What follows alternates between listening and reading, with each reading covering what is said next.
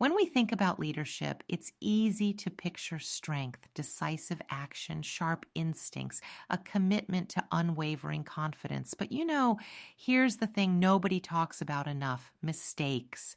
They're inevitable. No matter how seasoned, how practiced you are, mistakes will happen. And as leaders, the challenge isn't avoiding them, it's understanding how they shape us. And let's be honest for a moment. Why do we fear mistakes so much as leaders? It's because there's often this invisible pressure to be perfect. Perfectionism, while it can drive high standards, often becomes a barrier. It becomes kind of this rigid expectation that can sap our ability to get back up when things go wrong. It sees failure as an end point rather than part of the process. But here's the shift that truly sets great leaders apart: realizing that mistakes are not obstacles to our credibility, but opportunities to show resilience, to model accountability, and to foster trust within a team. I've seen it time and again in my own experiences and those of my coaching clients. Recovery, how you pick yourself up, defines your leadership far more than whatever caused the stumble in the first place. It's not about the perfection we strive for. It's about growing through what we go through, right? By redefining failure as a learning tool, by being self-aware enough to catch perfectionism before it halts forward motion, we not only transform ourselves, but set the stage for others to do the same. Think about this. Every time you recover from a mistake thoughtfully and transparently, you cultivate trust. Not only that, but you set a standard on how challenges can be approached with honesty. It's these moments, these crucial moments, that showcase a leader not as infallible, but as someone courageous enough to face flaws head on in service of growth and alignment. So really the question isn't how to avoid mistakes, it's who do I become through them? And honestly, that's where the mindset shift begins. Challenges, setbacks, they're natural outcomes of stepping into any leadership space. But if we can look at mistakes as stepping stones, a way to build resilience in ourselves and our teams, they stop being liabilities. They become integral to our success stories.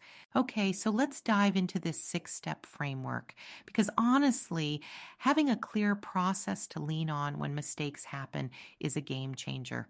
The first step is determining the scope of the mistake. You need to know what you're dealing with. Is it a small, contained issue or something with broader implications? And more importantly, how did it come about? This isn't about finger pointing, it's about finding clarity. Think of it like building the foundation for your recovery plan. Next comes analysis. This is where you take a step back and ask those tough questions. What went wrong here? Was it a breakdown in communication, a lack of information, rushed decisions? Reflecting deeply on the factors involved helps identify what was in your control versus what wasn't.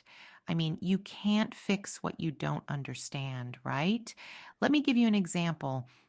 Say a team missed a deadline due to unclear priorities. By analyzing the root cause, you might discover that expectations were hazy from the get-go. From there, you can start course correcting. And now, the third step: acknowledgement. This one is key. Taking responsibility as a leader, even when it stings, actually builds credibility. I've seen leaders who are upfront about their mistakes earn more respect from their teams than those who tried to dodge accountability. It's about owning the narrative. It's admitting where things went off track, not to dwell, but to set the stage for improvement. Then there's transparent communication with your team.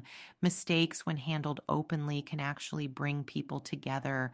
When you articulate what happened and the steps being taken to move forward, you foster trust and collaboration. For example, if a team presentation falls flat because of incomplete data, the right conversation might sound something like, I take responsibility for not ensuring we were fully prepared. Let's talk about how we can align better going forward. See how that shifts the tone? Now, step 5, implementing solutions. This is where action speaks louder than words, whether it's patching a process gap, creating new protocols, or introducing tools like regular retrospectives to catch issues early. These actions signal commitment. It's all about addressing the root cause so the same mistake doesn't happen twice. Think of it as turning the mistake into an upgrade for the whole system. And finally, step 6, fostering growth. This is the part where you and your team extract the lessons. It's not just about avoiding similar mistakes, but about translating setbacks into strategies for future success. Encouraging a culture that sees mistakes as learning opportunities can really reshape how challenges are approached. It's about building resilience, one step, one adjustment at a time. So let's wrap this up with what I believe is one of the most important shifts a leader can make, embracing progress over perfection. You see, the idea of perfection, flawlessness, it's a bit of a mirage, isn't it? It's this unattainable marker we chase when in reality, growth happens through the imperfections. Progress, not perfection, is where strong leadership is truly defined. I mean, think about some of the great leaders you've admired. What sets them apart? More often than not, it's their ability to keep moving forward. They don't let mistakes paralyze them. They don't chase an ideal they can't reach. Instead, they learn, adapt, and bring their teams along for the journey. That adaptability, learning from what doesn't work and pivoting toward what does, that's where resilience grows. And resilience is foundational in leadership. One way to keep this mindset at the forefront is by creating space to reflect. And I'm not talking about elaborate rituals here. Something as simple as keeping a lessons learned journal, jotting down those moments where things didn't go as planned, alongside the insights they sparked. Celebrate the progress those lessons bring. Over time, this collection becomes more than a reminder of stumbles. It's a record of growth, both yours and your team's. Leadership isn't about being perfect. It's about letting mistakes teach you, allowing challenges to refine you, and inspiring others by showing that growth happens one deliberate step at a time. And honestly, that's the best kind of leadership, the kind that's grounded in authenticity and fueled by a commitment to progress. And with that, we come to the end of today's journey into leadership. Remember, every misstep holds a lesson, and every lesson is an opportunity. So let's step forward together, embracing the imperfect process of becoming the leaders our teams need. On that note, we'll meet again next time. And until then, keep leading with heart and purpose. Take care.